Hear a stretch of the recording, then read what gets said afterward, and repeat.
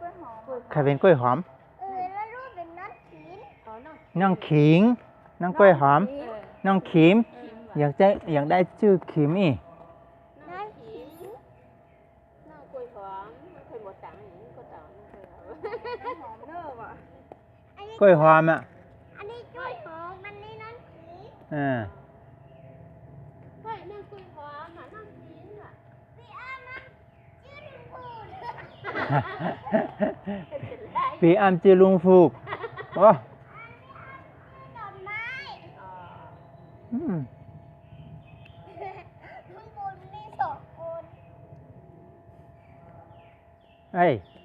มาแล้วโจอ่อนครับจีน่ารู้แล้วนะ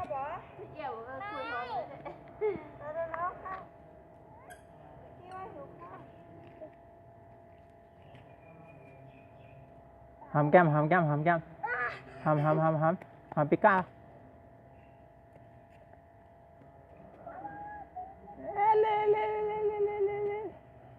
ข้าวเก็บเล็กไหมนะแป้งใส่ยางด้วย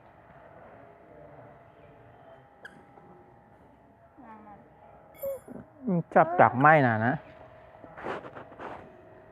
ดอกไม้นี่ชอบขนาดละเลยเก็บใส่ถุงแล้วก็เอาไปไว้บ้านเป็นผู้หญิงนี่ชอบดอกไม้ไปอันนี้เป็นผู้ชายลูกไข่น้อยๆเนี่ย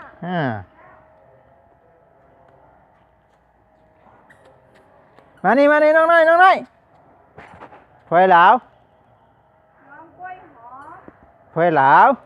กล้วยหอมพวยหลาวกล้วยหอมมานี่กล้วยหอมมานี่กล้วยหอมมานี่กล้วยหอมมานี่กล้วยหอมพวยหลาวพวยหลาวพวยหลาวพวยหลาวมาเนี่ยก็เอาเนี่ยเอาอ่อยปลาเนี่ยมาเนี่ยมันมีมดเลยอ่ะมันหมีมดเลยอ่ะ